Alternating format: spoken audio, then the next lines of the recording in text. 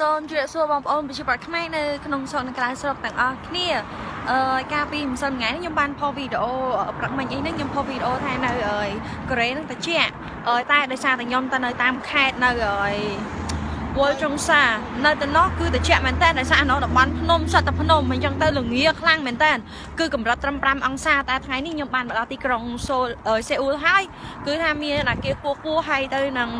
អាកាសធាតុហ្នឹងត្រឹមតែ20អង្សាមិនក្តៅមិនត្រជាក់គឺល្មមតែម្ដងហើយដូច្នេះនាងខ្ញុំក៏សូមអរគុណទៅដល់បងប្អូនទាំងអស់គ្នាដែលបានជូនពរនាងខ្ញុំហើយឥឡូវកំពុងតែ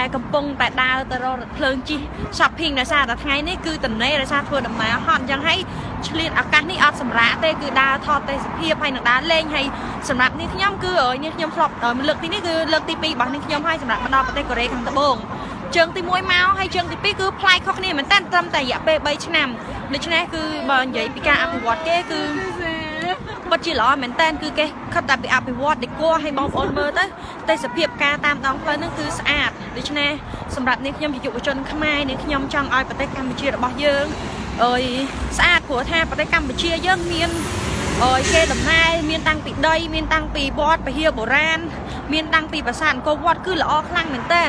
ប៉ុន្តែបើសិនជាយើងមានការអភិវឌ្ឍច្រើនប្រទេសយើងខ្ញុំគិតថាស្អាតជាងគេខ្លាំងណាស់ព្រោះយើងមានតាំងពីទឹកជ្រោះស្អាតទៀតដូច្នេះ